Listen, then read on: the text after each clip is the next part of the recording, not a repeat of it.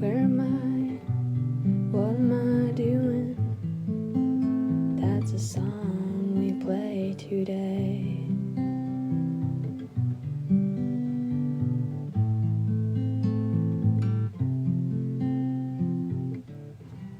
Well, I'm here today to give you an honest review of the Buck 110 custom knife. Now, I want you to know that I am in no way affiliated with Buck Knives, but I bought this probably 5 years ago now, and I'm going to consider it the knife for the rest of my life, and someday I'm going to pass it down to my kids. So let's check this guy out.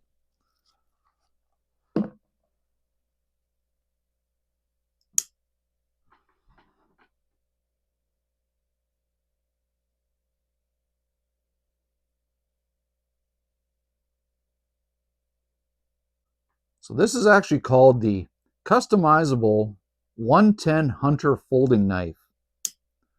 When you look on it, it's got the little buck emblem down there. And on the other side, it says from the custom shop. The reason I chose the 110 is because I got kind of tiny hands. Ladies, don't worry about that. But as you can see, it fits perfect in my hand. And it also fits perfect in a pocket. Fold this guy away. You don't have to keep it in your sheath. It drops in your pocket. And if you don't got much of an arse, it's not that heavy that it's going to drag your pants down. But yet, it's got a good feel to it. It's got some nice chunky weight to it, but not killer weight. When you go online to order this, you can get it in two types of steel. You can get it in 420HC or S35VN. Now, I went with the 420 because the S35 is apparently a harder steel and it keeps the edge better, retains the edge. But the problem is, I reviewed before I chose my steel, and a lot of guys are saying it's one hell of a thing to try to sharpen once it gets dull. There's a particular way you got to do it. So I chose the 420 steel because when you're skinning deers and that, and you nick and bone, you always got to sharpen while you're skinning. So that's why I chose that steel, and I'm happy with it. Now they do put all the blades through a heat-treated process and a performance test when you get it. The other reason I didn't choose that harder steel is because I'm not going to be throwing my knife. I'm not going to be doing anything dumb where I'm going to be breaking the tip off. So those days of being, 15 years old and throwing knives are long over. So uh, I have a particular use, skinning, hunting, and fielding game, and that's more than I need for steel for those duties. And you can get two types of look on your steel. You can get the satin or polished, and I chose the polished, a high shine look on mine. Now, when you're talking about your blade, you can get the magnet cut, a drop point blade where it goes that way down, or you can get serrated. Serrated, I don't have a need for it. This is the style of blade I like to use, and when you're gutting, you put your fingers in and you gut along that way anyway. So I don't need a drop point. I'll just hold my knife up like that a bit. Now, when you're talking handles, you can get 17 types of handles, like including plastics and different types of materials and 5 different woods. And you can get 2 different types of horn. You can get elk or water buffalo. I chose elk. I like the elk because when you're holding it in your fingers, it's got all the bumps and grooves. So to me, you get a better grip. And it's just like, look at the beautiful look overall as well. Just a classic and timeless look on that. And with the brass rivets, it's beautiful.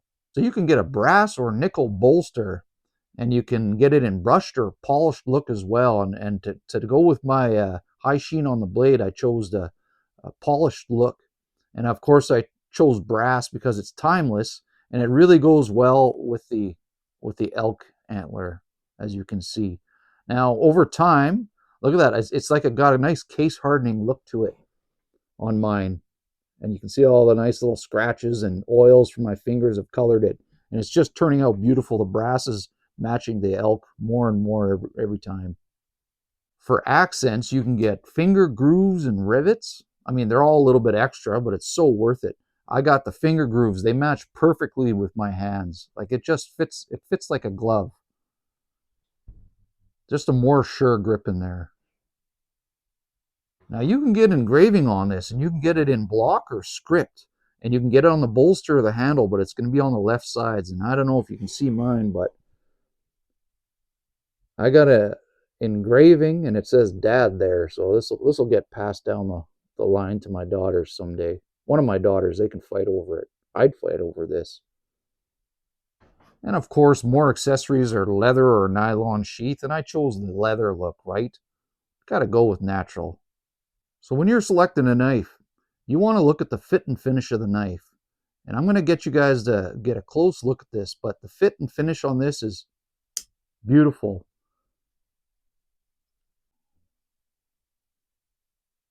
You can see how the case hardening appears on the brass a little bit, but look at this fit and finish. Look how tight.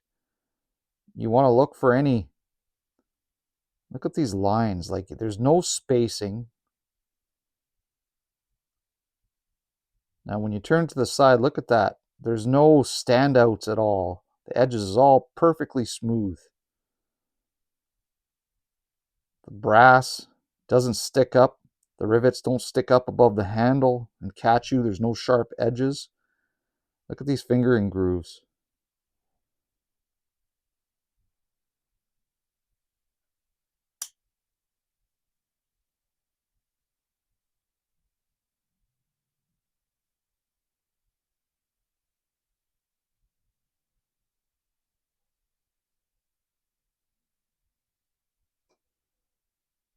Now another test you like to do is give it a wiggle. Super tight. There's absolutely no wiggle at all. Beautiful knife. So overall, I'm extremely pleased with my purchase of this knife. I couldn't be happier. And like I said, this will be a lifelong carry for me. I will never go to another knife. It's just solid. It's got a nice tiny heft to it. It's just beautiful. And it's one of those favorite things I have. We all got a couple favorite things, and to me, this is one of them. So, Buck, well done. I'm very pleased with the fit, finish, and style of this. And cheers to making a good knife.